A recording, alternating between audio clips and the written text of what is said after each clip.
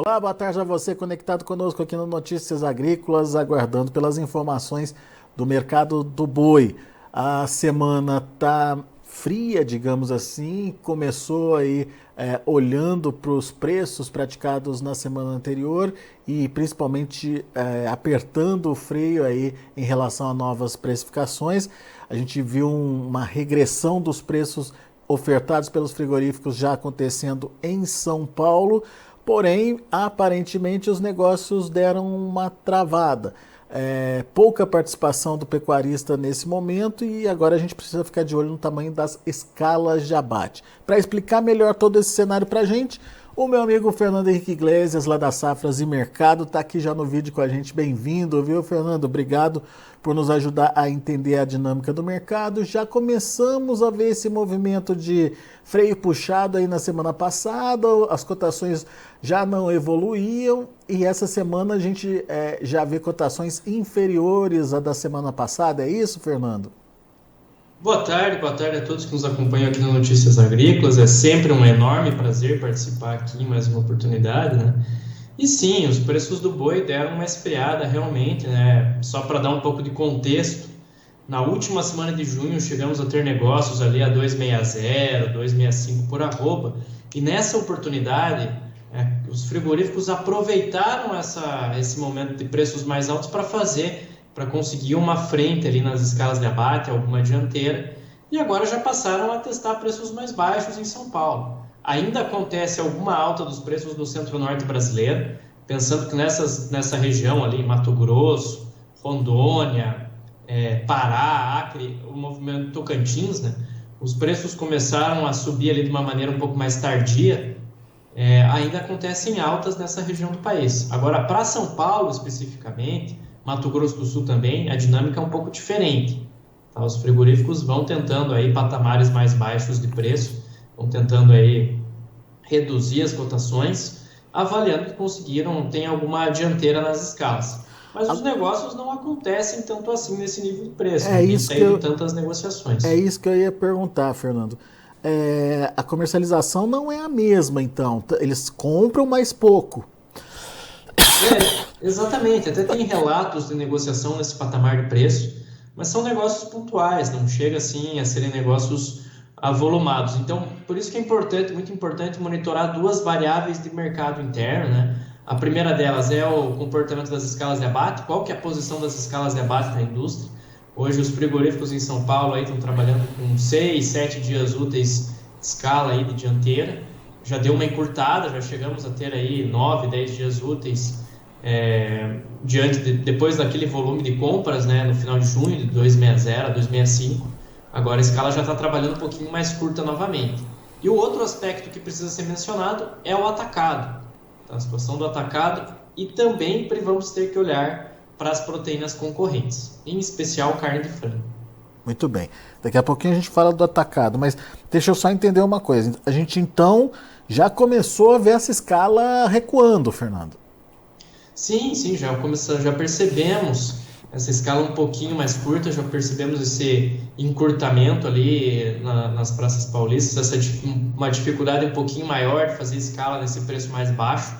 Agora a grande variável é o seguinte: se o frigorífico vai conseguir fazer as compras que ele precisa nesse nível de 250, 255. Se efetivamente conseguir, se ele conseguir dar sequência às escalas nesse patamar, aí o mercado vai ficar com uma propensão maior à queda de preços. Mas se o mercado ficar pouco fluido, as negociações não evoluírem agressivamente, aí sim a gente pode ver alguma recuperação das cotações da arroba daqui no final do mês. Mas aí vai depender demais de como que essa evolução das escalas vai acontecer e também em relação das vendas da carne no atacado e o fluxo exportador. Pois é, o que a gente entende, né, Fernando, é que assim, chegou num preço que interessou ao pecuarista, apareceu oferta. No caso dos 260, 265 que você colocou. Será que, enfim, se aparecer ou se evoluir o preço de novo, vai aparecer mais oferta? Ainda temos oferta aí meio que na manga aí para ser colocada no mercado, Fernando? O contexto da oferta agora para julho é bem diferente do que era no mês passado, né? Junho era um mês ainda de oferta residual de animais de safra, ainda havia animais de safra no mercado, agora já tem uma oferta bem menor, né? A oferta está bastante reduzida, então isso vai dificultar um pouquinho esse avanço das escalas, mesmo com com preços maiores. Tá? Então não vai ser tão simples assim fazer as escalas de abate agora durante o mês de julho, em função justamente desse quadro de oferta. O grande impeditivo de altas mais consistentes da arroba do boi gordo hoje é basicamente a situação da demanda. Nós temos uma situação da demanda bastante complicada hoje, tanto no mercado interno quanto para a exportação. Pois é. Então, E o daí, contexto da exportação preocupa também. por isso que quando você fala para ficar de olho no preço do atacado, para sentir se tem oferta ou não no atacado que justifique uma melhora de preços, é isso? É exatamente isso. A primeira quinzena do mês agora, vai terminar agora dia 15, né, evidentemente, nós acompanhamos alguma recuperação dos preços da carne no atacado, sim. Teve uma recuperação, não foi um movimento espetacular de alta, mas o atacado, aí o boi casado está trabalhando no nível de 16,40, 16,50. Tá? Teve uma recuperação nessa virada de mês. Mas, de qualquer forma, o que está pesando muito nessa formação de preço é a situação da carne de frango. Tem muito frango sendo ofertado no mercado interno. No varejo, isso é bastante perceptível, as promoções aparecendo nos supermercados, nas prateleiras. Então, é bastante notável essa situação.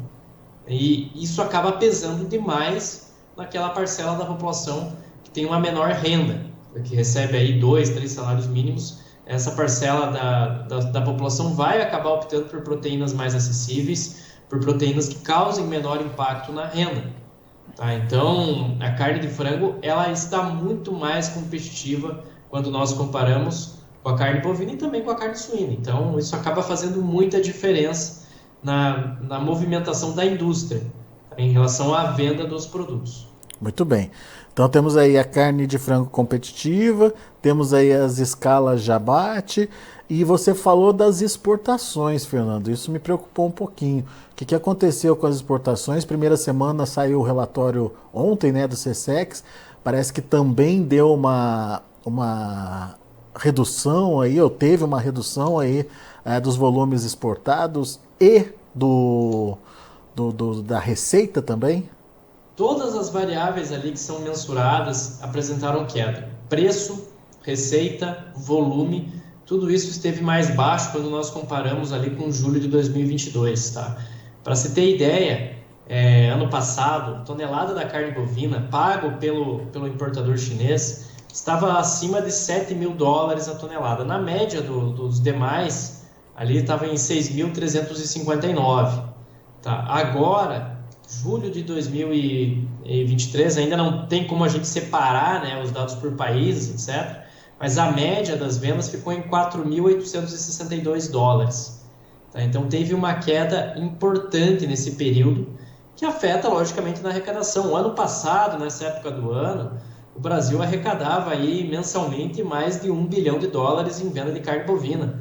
Então isso motivava a indústria a manter os preços do boi gordo num patamar um patamar mais alto do que é hoje. Tá? É natural que seja assim. O mercado do boi, a indústria, ela tem essa variável em termos de formação de receita que afeta demais as estratégias dela na compra de gado. Tá? Então é fundamental ter esse entendimento que se as exportações não vão tão bem assim, acaba aí resultando numa mudança de perspectiva. A indústria frigorífica vai tentar trabalhar de maneira a pressionar preços em relação ao boi gordo. Tem uma explicação para essa demanda mais fraca, principalmente por conta da China? China é a grande questão nesse momento.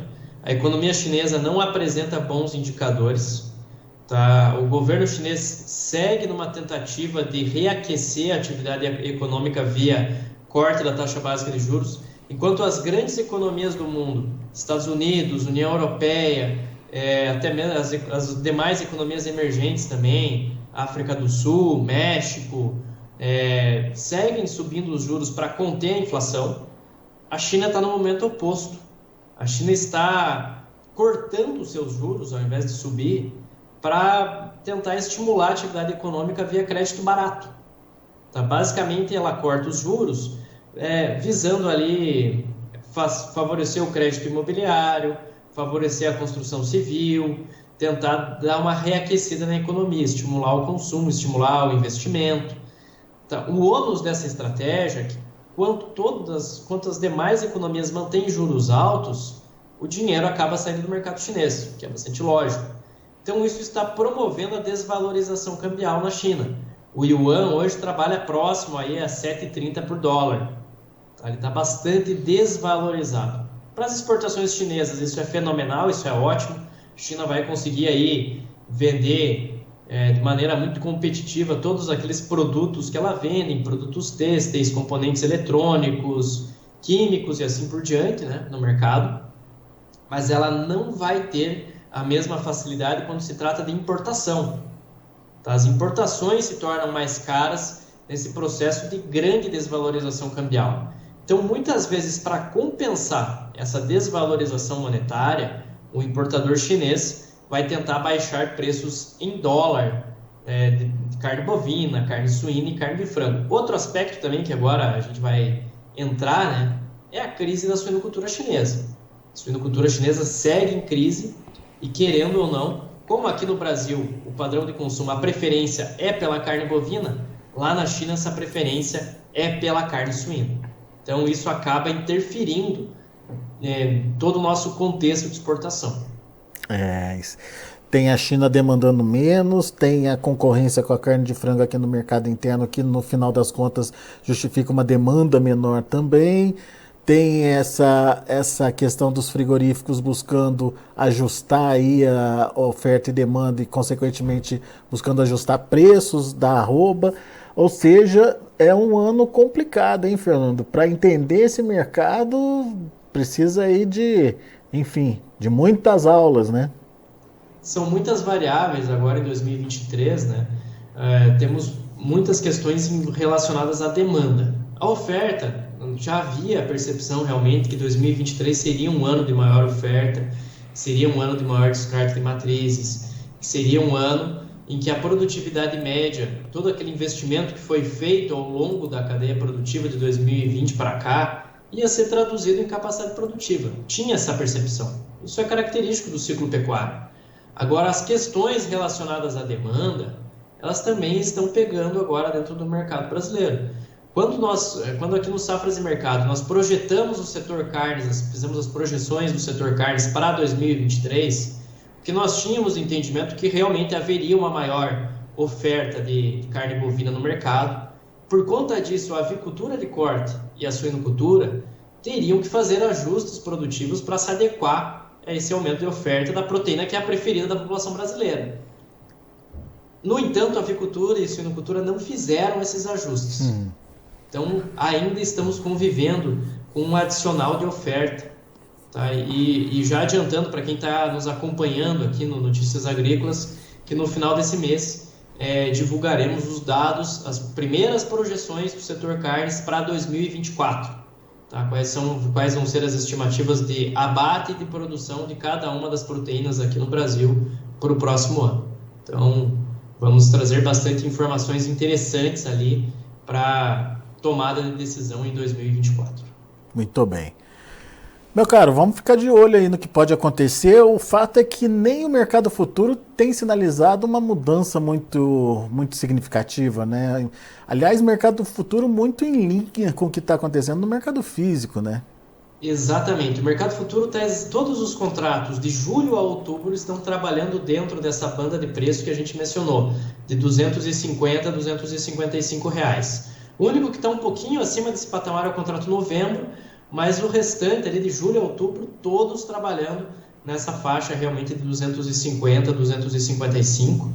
Tá? É um momento complicado, um momento de preços bem mais baixos se nós compararmos aí com 2021, 2022, mas de qualquer forma, ele ainda oferece perspectivas de rentabilidade para o pecuarista brasileiro, desde que ele use as ferramentas de gestão. Tá? Vamos bater de novo nessa tecla. Esse ano de 2023, É um ano que deixa muito claro para as principais commodities brasileiras de como essas ferramentas de gestão de preço, gestão de risco, são importantes na hora de fechar as contas, na hora de ter uma boa receita, um bom resultado do negócio.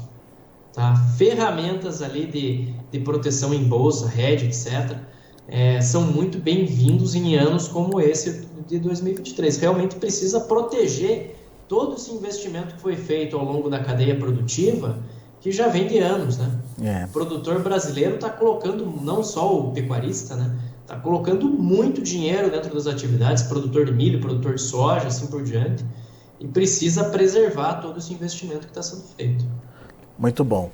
Ficou na dúvida, quer entender que ferramentas são essas, como fazer, enfim, Safras e Mercado está à disposição, como outras casas também têm essa disponibilidade aí para que você entenda e participe e mais do que isso, como o Fernando falou, se proteja. É um ano de se proteger, é um ano de entender o mercado, entender o que está acontecendo, mas não pagar para ver, porque as mudanças podem acontecer do dia para a noite, como a gente já viu acontecer.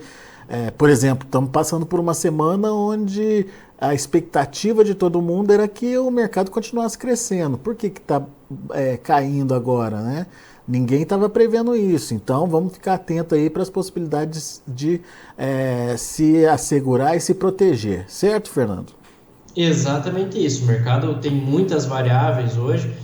Só para pensar, né? Precisamos pensar na situação da economia chinesa, pensar em como é que estão as questões que envolvem demanda doméstica. Tudo isso interfere nos preços da arroba do boi gordo. Pois é. Então, são muitas variáveis e realmente precisa ficar atento com as informações, com as notícias que são divulgadas no dia a dia, para realmente conseguir tomar as decisões de maneira mais assertiva. Boa. Fernando Henrique Iglesias, meu amigo, obrigado mais uma vez pela sua participação. Volte sempre. Eu que agradeço, é sempre um prazer participar e até uma próxima oportunidade. Grande abraço a todos. Até a próxima. Vamos ver lá na B3, no Mercado Futuro, como estão os negócios? De olho na tela, você acompanha comigo agora. Vamos lá. Mercado do boi para julho, o mercado tentando, esboçando ali uma reação 0,28% de alta, R$ 253,20. Agosto no vermelho, com queda de 0,08% a R$ 252,80. Setembro também na casa dos 250, R$ 251,60, queda de 0,16. E outubro também nesse mesmo patamar, R$ 253,45. No caso de outubro, uma altinha aí de 0,14%. Indicador CPEA fechou o dia de ontem com queda de 0,6% a R$ 254,70. São os números do mercado do boi. Deixa eu contar para vocês que a melhor história de agricultor, a nossa premiação aqui no Notícias Agrícolas, está aberta para votação. Para isso, basta você apontar a sua câmera para esse QR Code que vai estar aparecendo aí na sua tela. A partir de agora você já pode apontar a sua câmera aí, enfim, e você vai ser direcionado para a página de votação, ou você pode, através dos nossos banners aí espalhados pela home do site, pela página principal do site, também acessar a votação. São 5 finalistas aí concorrendo à premiação A Melhor História do Agricultor. Vai lá, assiste as histórias, vê qual é a sua preferida, enfim, não deixe de participar não, afinal de contas é uma forma de prestigiar o produtor brasileiro e você como produtor rural precisa dar esse crédito, essa participação, essa valorização para as histórias que vêm do campo também. Nosso patrocinador, a Syngenta, também tem um recado para você. Você já conhece o Acessa Agro? É a plataforma de benefícios da Syngenta. Nela você ganha pontos através da compra de produtos da empresa.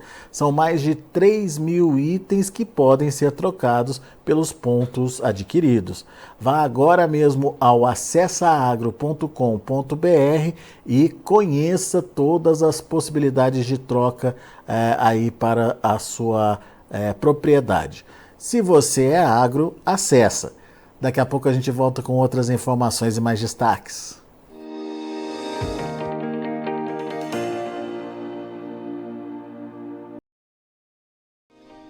Se inscreva em nossas mídias sociais. No Facebook, Notícias Agrícolas. No Instagram, @Notícias Agrícolas. E em nosso Twitter, @Norteagri.